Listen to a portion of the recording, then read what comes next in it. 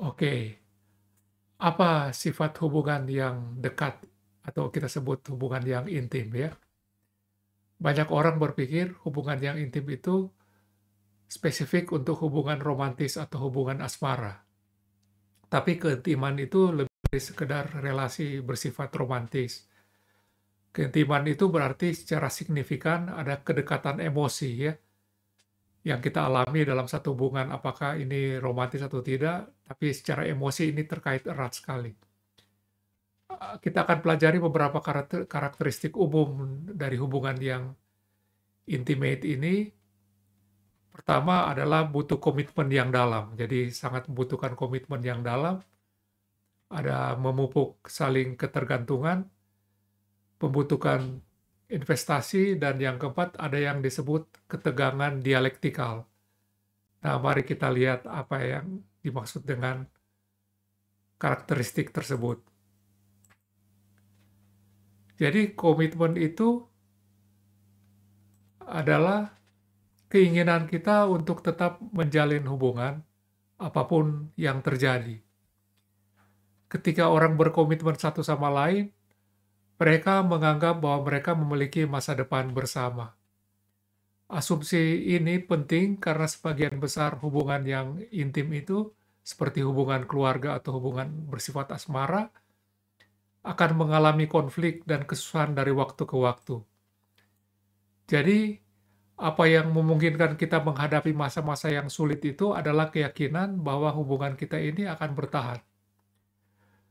Hubungan yang intimate ini kita biasanya mencakup beberapa tingkat komitmen ya. Ada komitmen emosional, rasa tanggung jawab atas satu perasaan satu sama lain, atas kesejahteraan emosional pasangan kita. Sebagai contoh, komitmen emosional kita untuk pasangan asmara kita itu mengarah pada kita mendengar masalah dia, bahkan walaupun terasa sepele ya. Selain itu, hubungan intimate juga melibatkan tingkat komitmen sosial yang memotivasi kita untuk menghabiskan waktu bersama-sama, berkompromi, murah hati, dan penuh pujian, serta menghindari konflik yang kecil. Dalam beberapa hubungan yang romantis, komitmen sosial itu berupa menghabiskan waktu dengan teman pasangan atau anggota keluarga, bahkan jika seorang tidak menikmati kebersamaan, masih komitmen untuk bersama-sama. Akhirnya juga ada komitmen hukum ya dan komitmen finansial yang merupakan ekspresi yang lebih formal dari kewajiban satu sama lain. Misalnya, orang tua itu memiliki tanggung jawab hukum untuk menyediakan perumahan, makanan, pakaian, perawatan kesehatan, dan pendidikan bagi anak-anak mereka yang belum dewasa. Dan anggota keluarga juga sering mengambil bagian dalam tanggung jawab keuangan dalam merawat kerabat yang sudah tua atau yang memiliki hambatan fisik atau mental. Apapun itu, komitmen adalah salah satu fondasi dari hubungan yang intimate. Kemudian yang kedua, saling bergantung. Ciri lain dari hubungan intimate itu adalah bahwa mereka saling bergantung satu sama lain dalam tingkat yang tinggi. Ini berarti apa yang terjadi pada satu orang mempengaruhi orang lain ya. Karena hubungan orang dalam keluarga atau hubungan romantis itu saling bergantung satu sama lain, maka tindakan satu orang akan berpengaruh pada orang lain. Misalnya, bagaimana orang tua menggunakan waktu dan uang mereka tidak hanya bergantung pada diri sendiri, tapi bergantung juga pada kebutuhan anak-anak mereka. Demikian juga bagaimana anak-anak bisa tampil di sekolah, bagaimana mereka memperlakukan saudara mereka ini mempengaruhi orang tua mereka. Karena orang tua dan anak-anak saling bergantung. Jadi, pada hubungan romantis juga misalnya kalau seorang wanita itu mendapat tawaran pekerjaan di tempat yang mengharuskan dia pindah, keputusan ini akan mengakibatkan pengaruh pada pasangannya. Jadi, ketergantungan ini adalah gagasan bahwa tindakan kita itu akan mempengaruhi kehidupan orang-orang yang dalam ikatan intimate itu ya. Nah, di sini yang membedakan antara hubungan yang akrab, intimate dengan yang bukan, yaitu kebergantungannya. Mungkin kita dekat dengan teman-teman sahabat kita, tapi kita tidak akan menjual rumah kita pindah jika orang itu dipindahkan ya. Atau mungkin atasan kerja kita itu ada kecelakaan, patah kakinya misalnya di rumah sakit, mungkin kita akan kirim bunga, tapi kita tidak akan merawatnya dia non-stop kan.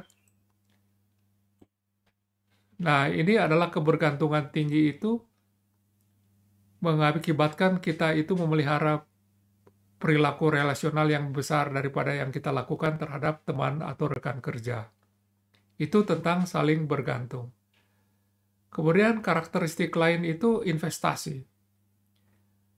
Dibandingkan dengan hubungan yang lain, hubungan yang intimate ini memiliki tingkat investasi yang tinggi, yaitu kita harus berkomitmen energi dan sumber daya lain, terutama waktu, uang, dan perhatian. Tapi sama dengan investasi, kita juga berharap kita menikmati hasil dari investasi itu.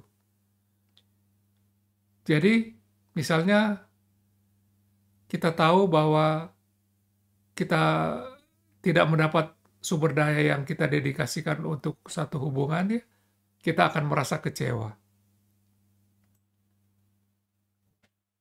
Dan orang dalam hubungan yang romantis juga saling sangat sadar ya, seberapa besar atau seberapa adil mereka masing-masing berinvestasi dalam hubungan tersebut. Jadi kita akan bahagia kalau kita sama-sama merasa bahwa kita sudah berinvestasi besar, tidak seimbang begitu ya. Nah, itu adalah karakteristik. Kemudian karakteristik yang lain itu adalah ketegangan dialektis. Nah, apa yang dimaksud dengan ketegangan dialektis? Ya, ada saat-saatnya kita ingin dekat pada orang, tapi ada saat-saatnya kita ingin mempertahankan individualitas kita. Jadi ada juga yang kita ingin terbuka, pada saat tertentu ada yang ingin kita rahasiakan.